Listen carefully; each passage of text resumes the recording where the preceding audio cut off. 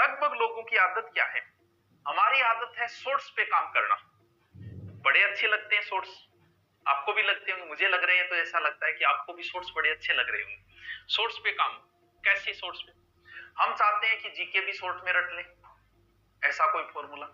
आपको एक बड़ी गहन बात बताऊं, अगर आपने कभी गौर किया हो तो, आप रील देखते हो, सब देखते हैं, मैं भी देखता हूं तो आप भी देखते हो।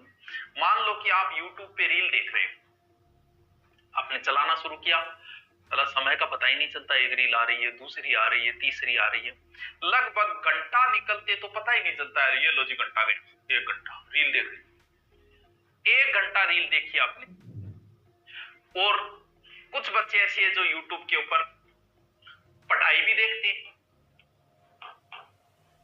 पढ़ाई भी देखते, ठीक देखते हैं।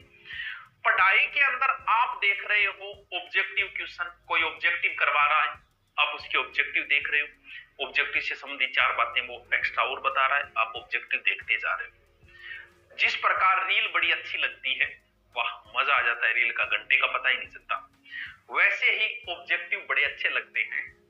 चलो चलो चलो, अब आओ रील की बजाय कुछ लोग पढ़ाई नहीं कर रहे तो वो फिल्म देखते हैं, कोई नाटक देखता है।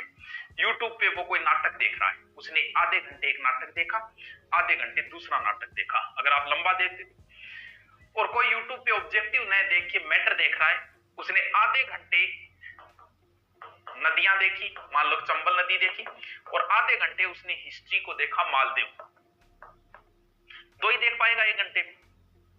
अब आओ वापस, आप कभी गौर करना, आपने 1 घंटे रील देखी, बहुत अच्छी लगती है, और रील बंद करके और आप ये याद करना कि कौन कौन सी देखी थी। मैं दावा करता हूं आप 4 रील नहीं बता पाओगे, 4 रील के नाम नहीं बता पाओगे। 1 घंटे में आपने कम से कम 60 रील देखी, 60 में से आप 4 भी नहीं बताओगे।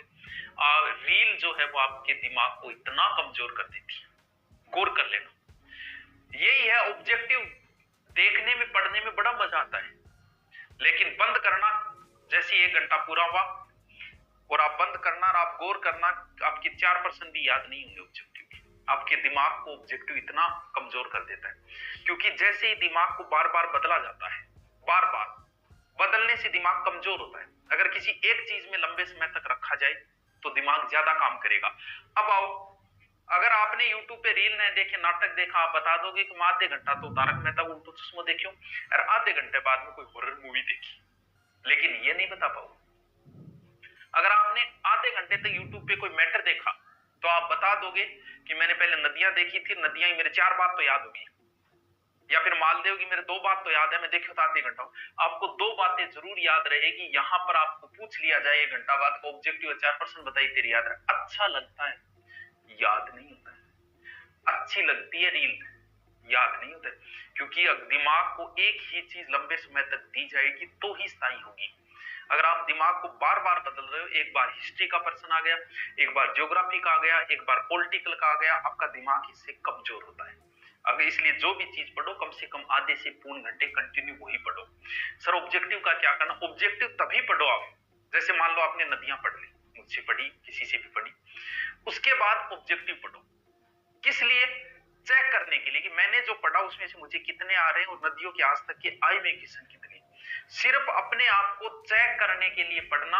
अगर आप सिलेक्शन के लिए ऑब्जेक्टिव पढ़ रहे हो तो आप सिलेक्शन से दूर भाग रहे हो, क्योंकि ऑब्जेक्टिव कभी याद नहीं रहेंगे, सिर्फ अच्छे लगते हैं, याद नहीं रहेंगे। इसलिए सिलेक्शन के लिए हमेशा मैटर पढ़ो, 1 घंटा, आधे घंटे, पौन घंटे। ऑब्जेक्टिव कभी मत पढ़ना, सिर्फ चेक करने के लिए मुझे कितने आते हैं, किस टाइप के प्रश्न आते हैं, इस उद्देश्य से पढ़ना, और कितने मेरे सही भी।